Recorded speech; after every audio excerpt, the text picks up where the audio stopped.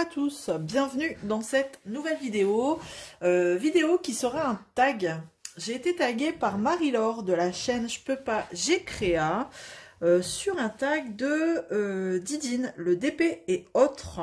Donc merci Marie-Laure de m'avoir taguée, donc c'est avec plaisir que je vais répondre à ce tag.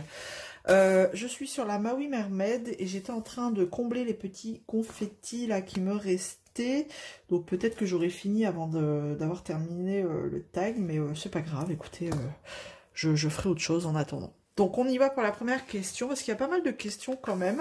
Donc bah écoutez, comme d'habitude, je taguerai les personnes citées durant cette vidéo en barre de description. Voilà, comme ça si vous voulez aller visiter les chaînes, eh ben, vous aurez ce qu'il faut en dessous de la vidéo. Allez, c'est parti pour la première question. Couleur préférée et pourquoi? Bah déjà ça commence bien. Couleur préférée. Couleur, j'en ai une. La couleur arc-en-ciel. Voilà, je peux dire ça? Voilà, parce que j'ai du mal à faire un choix pour une couleur préférée. Toutes les couleurs sont belles ensemble. Donc, couleur arc-en-ciel. Mais en vrai, si je devais en choisir une seule, bah, moi j'aime bien les tons de rose. Rose, je vais bien le dire, sinon on va se moquer de moi. Rose, sinon je dis rose. Non, la couleur dans les tons roses, j'aime bien. J'aime bien. Et pourtant, c'est tout le contraire de ce que je suis, parce que je suis plutôt quelqu'un qui s'habille très souvent en noir, dans les tons sombres, foncés. Vous n'allez pas me voir en rose, quoi. Ou alors avec des petites touches de rose, hein, mais du rose... ouais, non, j'ai pas le souvenir d'en avoir mis. Voilà. Voilà, dans le cadre des activités comme ça, créatives, j'aime bien la couleur rose. Mais sinon, voilà, je dirais arc-en-ciel. Voilà. Question 2. Odeur que tu adores et celle que tu détestes. J'aime bien tout ce qui est... Attendez que je prenne une couleur quand même, ce serait bien. J'aime bien tout ce qui est odeur... noix de coco, vanille, fruité, vraiment les odeurs monoï comme ça, solaires. J'aime bien ces odeurs-là. Après, l'odeur que je déteste, je dirais les odeurs de... C'est pas... Enfin, je suis pas très fan des odeurs d'épices très fortes. Ça me pique au nez. Quand vous rentrez dans une boutique d'épices, ça me pique au nez. Donc, c'est pas que je déteste, mais c'est pas... ça me dérange, en fait. Hop, il m'en manque une ici. Alors là, on comble les trous des oublis aussi en même temps, hein, en cours de route. Tout le monde connaît ça dans le DP. On croit avoir terminé, mais en fait, on en retrouve un. Voilà. Question 3. Fruits que tu adores et fruits que tu détestes. Fruits que j'adore. J'adore tout ce qui est melon, pastèque, fraise. Ouais, les fruits d'été, printemps, été, j'aime beaucoup.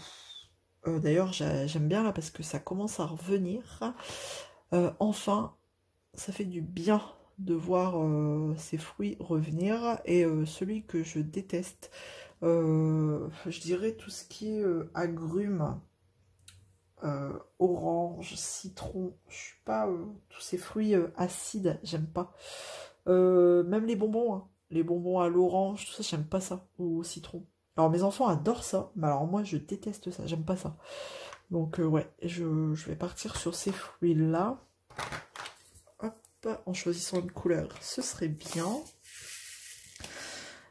Ensuite, esthéticienne, manicure, coloration ou naturelle? Eh ben, rien, rien du tout. Non, alors je suis pas esthéticienne du tout. Voilà, je suis pas... non, j'aime pas que... l'idée qu'une inconnue me touche, me fasse bah, des soins... Non, j'aime pas. Je suis pas tactile, donc je suis pas quelqu'un qui va me laisser faire dans le sens... Pourtant, c'est pour prendre soin de soi, hein, mais non, j'aime pas ça. Esthéticienne, non. Manicure, non plus, parce que j'ai déjà mis hein, du vernis, tout ça, mais j'aime pas Je me sens pas à l'aise. Mes ongles ne respirent pas. Je sens cette couche-là sur mes ongles. J'aime pas ça. Donc, non. Vous voyez, rien que le vernis de base, je supporte pas. Alors, j'imagine même pas les trucs en gel, les machins, enfin bref, donc non. Et coloration naturelle, bah naturelle parce que... naturelle, quoi. Pourtant, oui, quand j'étais jeune, j'ai fait des mèches, j'ai fait... voilà. Jamais de coloration complète. Alors ici, j'ai pris un symbole que je n'ai pas. Non, mais... Ah si, alors. J'ai fait des mèches... Mais ça fait très longtemps que je n'en fais plus. Donc naturel à 100%. Voilà. Alors, féminine ou décontractée, et ben moi je l'ai déjà dit, je suis team Converse Doc Martens, donc je dirais décontractée, mais en même temps, bah, après je sais hein, l'être féminine hein, quand il faut, si jamais à des grandes occasions, mariage, baptême, enfin voilà, les choses comme ça, je sais être féminine. Hein, mais après, on peut être féminine avec des Converse et des Doc Martens. Hein, voilà, ça m'arrive de mettre une robe ou une jupe avec mes Doc Martens, par exemple. Donc, je dirais une féminine décontractée. Voilà. C'est pas mal. Alors, après, il faudrait que j'essaye de trouver un symbole où j'en ai un peu plus, là, parce qu'à chaque fois, sortir pour 2 diamants, ça me gonfle. En même temps, j'ai pas le choix. Hop. Où est-ce qu'elle est, ma flèche? C'est des AB, ça. Alors, lefto ou grasse mat? Bah, je suis une lefto. Parce que, bah, c'est comme ça. Je sais pas, j'arrive pas à faire de grasse mat. Même si je suis en congé, hein, je n'arrive pas à faire de grasse mat. C'est comme ça. J'aimerais bien, hein, parce que des fois, je suis à peine levée que je suis déjà fatiguée. Mais c'est tout, c'est comme ça. Une fois que je suis réveillée, j'arrive pas à rester dans mon lit. J'arrête pas. Je ne me rendors pas. Donc, je suis une lefto. Et en même temps, c'est peut-être depuis que j'ai eu mon deuxième. Hein, quoique non, j'ai jamais trop été grasse mat. Ouais, parce que Charlie est un lefto aussi. Donc, c'est vrai que lui, il attend que ça, quoi. Dès que je suis levée, il est au garde à vous à sa porte. Et il attend que ça. Que quelqu'un se lève pour qu'il puisse sortir de son lit. Il doit être comme moi, en fait. Il retourne, il se retourne et il détourne. Et il fait tout ce que vous voulez dans son lit. Il est comme moi, j'arrive pas. Donc, on se rendort pas, ouais. Bon, je préfère me lever, quoi. Je me fatigue à rester dans mon lit plutôt qu'autre chose. Voilà. Alors, hop. Ensuite, organisé ou bordélique? Bon, je suis quelqu'un d'organisé quand même. Je suis pas bordélique. Après, si je fais des choses, du colo, tout ça, c'est peut-être le bordel.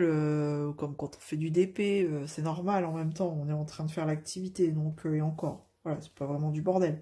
Mais non, je suis quelqu'un d'organisé. Et, même dans les chambres des garçons, quand je vois que c'est un peu le bordel, là, je commence à m'énerver. Parce qu'en fait, ça joue et après, ça laisse tout en bordel.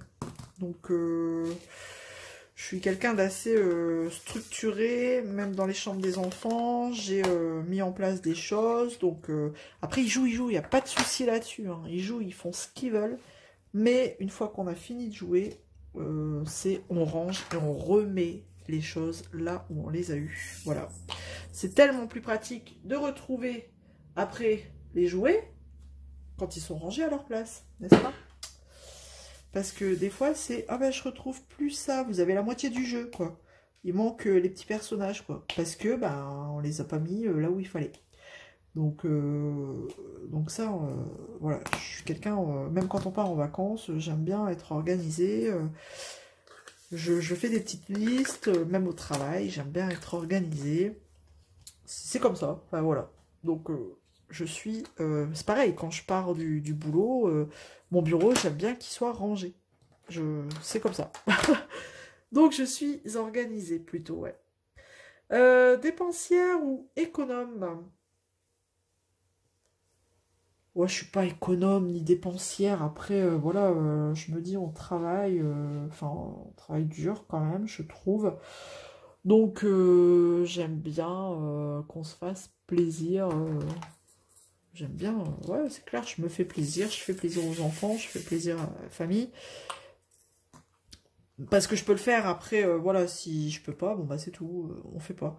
Mais après, économe, si je veux un truc, par exemple, qui va coûter super cher, et ben, et que je peux pas acheter tout de suite, parce qu'il y a d'autres priorités, je vais économiser là, ouais, mais pour dépenser.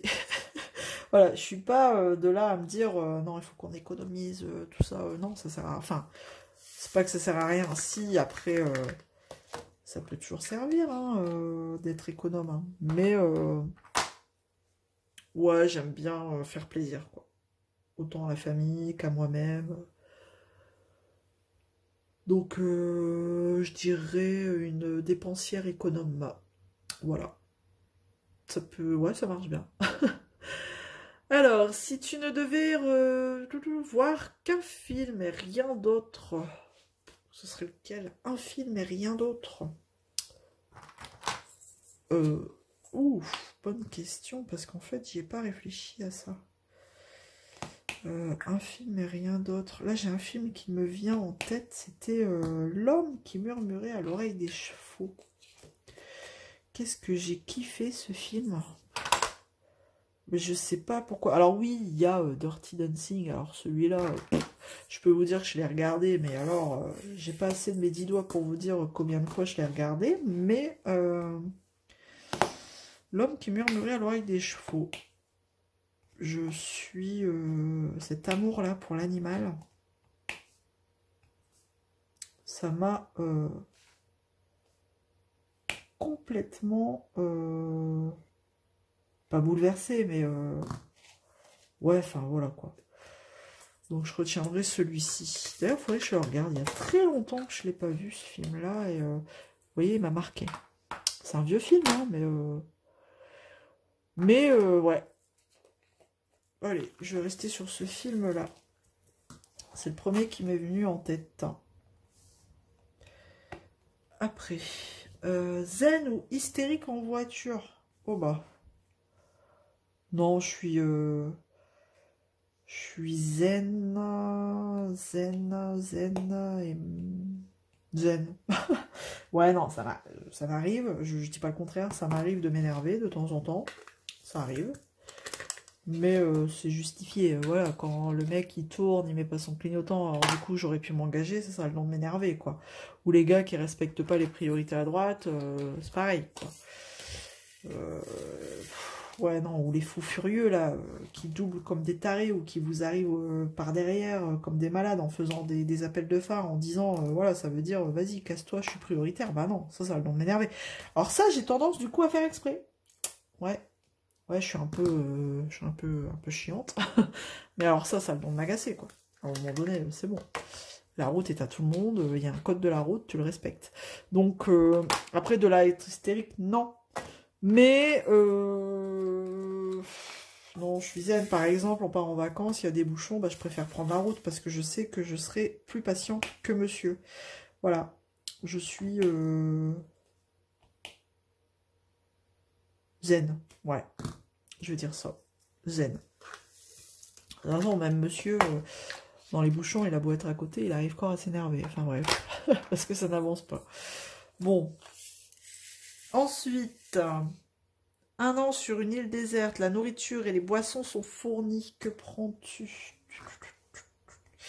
Eh ben, je vais pas prendre de d'épée, de broderie, de colo. Bah, je vais prendre ma famille, tout simplement. Ma petite famille, mon homme et mes enfants. J'ai le droit de prendre du monde. et les maillots de bain aussi. On va éviter d'oublier les maillots de bain. Ouais, je vais faire ça. Je pense que sur une île déserte, eh ben, ouais, je prends ma famille. Hein. Après, enfin, c'est dur quand même une île déserte. Mais bon, tout en sachant que les boissons et la nourriture sont fournies. Donc ouais. Voilà ce que je prends.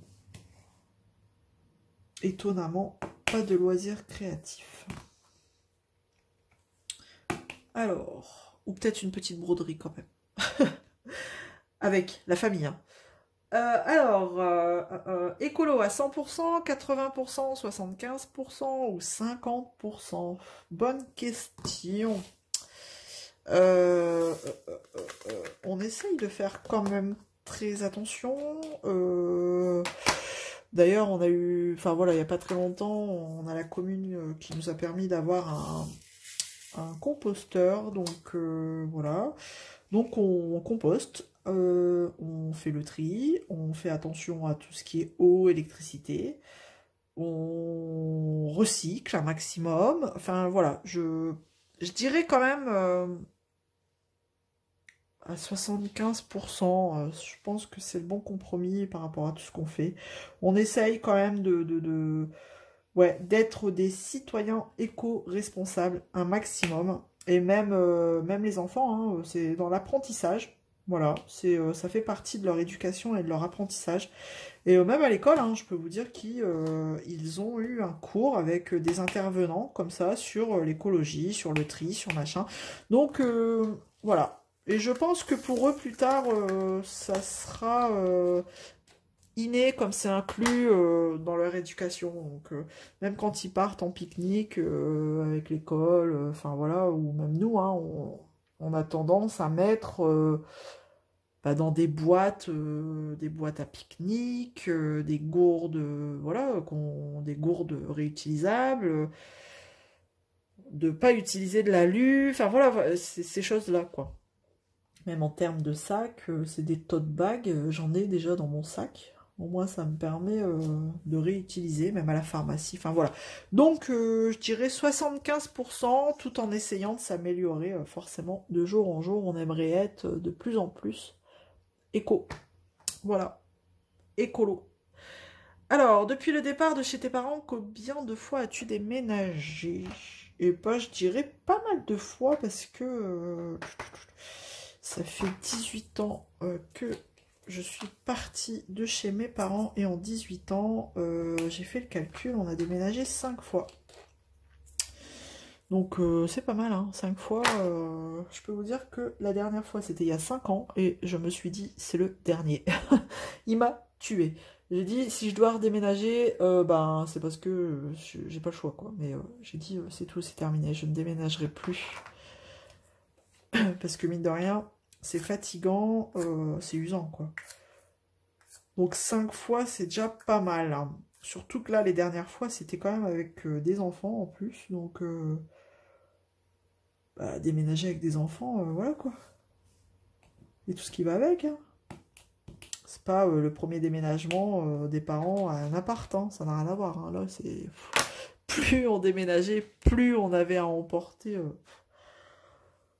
Et forcément, hein, on cumule beaucoup de choses. Bon, en même temps, ça permet de faire un tri. Hein. Quand on déménage, c'est clair que j'ai fait pas mal de tri à chaque fois. Donc, bon. Mais franchement, non, c'est terminé. Quoi. Je ne le ferai plus, sauf si j'ai pas le choix. Voilà. Ensuite, raconte-nous une histoire drôle. Et c'est la dernière, dernière question. Raconte-nous une histoire drôle. En plus, mon fils, à chaque fois, il a des compotes, là, il y a des histoires et il me les sort. Mais du coup, je les ai pas retenues. Oh, mince. Ah si, la dernière qui m'a dit... Pourquoi les girafes ont un long cou? Bon, c'est les blagues compotes, hein. Je vous le dis tout de suite, hein. C'est des blagues pour les enfants. Donc, pourquoi les girafes ont un long cou, d'après vous? Tout simplement parce qu'elles sentent des pieds. Voilà. Et là, c'est le moment où il faut rire. Ouais, ça fait rire les enfants, hein, c'est le principal. Donc voilà, la petite blague compote pour finir ce tag. J'avais envie de répondre aussi à une question Dans mon dernier vlog, il y a Marie qui m'a posé 2 questions notamment. Parce que en fait j'avais lancé une FAQ et dans un vlog, et donc là elle m'a répondu à une question. Non, elle m'a demandé une question. Elle m'a pas répondu, elle m'a posé une question. Et du coup je vais profiter de cette vidéo pour lui répondre. J'avais dit, hein, n'hésitez pas, si vous avez des questions de temps en temps, ça me permet de vous répondre à chaque fois dans une prochaine vidéo. Et donc là Marie, le moment est venu, je vais répondre à ta question. Alors c'était... comment as-tu découvert le DP? Parce que je disais que je ne l'avais pas découvert pendant le confinement, contrairement à beaucoup de personnes.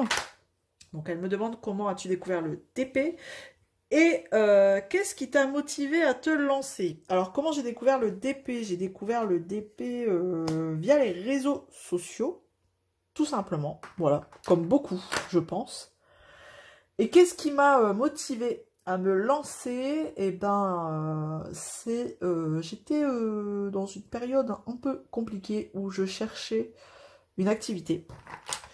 Voilà, suite à, je sais pas si tout le monde le sait, enfin toutes les personnes qui me suivent le savent, mais il y a quelques années, on m'a découvert une sclérose en plaques, et les médecins sont bien gentils, mais vous disent, faut faire du sport. Franchement, ça aide à vous libérer le stress de la tête, enfin bref.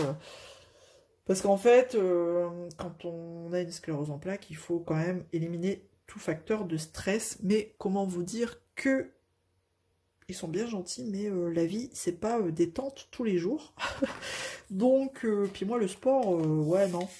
Ouais, ça peut aider, hein, ça aide des gens, j'en suis consciente. Mais moi, j'adhère pas déjà de base au sport, je n'ai jamais adhéré. Depuis mon plus jeune âge, hein, déjà depuis le collège, ça m'a pas... voilà, j'ai jamais kiffé le sport, ça c'est clair. Donc je ne me voyais pas à 35 ans faire du sport, me mettre au sport. Alors que je n'en ai jamais fait, pour ainsi dire. Donc voilà, j'ai longtemps cherché quelque chose, et un jour je suis tombée sur Diamond Painting Art Therapy. Donc là, je me suis dit, étant donné que j'étais plus quelqu'un dans l'art plastique, enfin voilà, plus dans ces choses-là, l'activité manuelle, je me suis dit, tiens, c'est quoi de ce truc?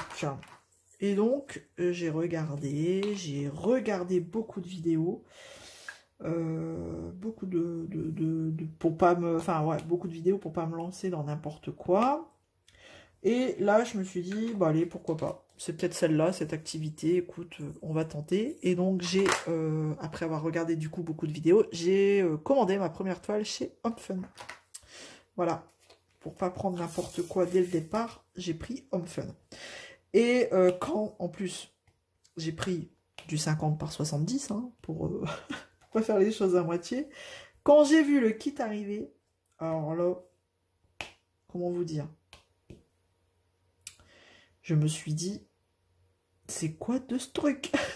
Parce qu'en fait, quand j'ai regardé les vidéos, c'est très souvent zoomé, comme là, vous voyez, c'est zoomé. Enfin, donc, j'avais pas l'impression que les diamants étaient aussi petits quand j'ai reçu le kit, quoi. J'ai dit, oh, punaise, il faut que je mette diamant par diamant sur les petites cases. Ok, bah écoute, on va essayer, hein. Donc, je me suis lancée. Et depuis, enfin, vous voyez, je me suis pas arrêtée. Et donc voilà, Marie, pour répondre à ta question,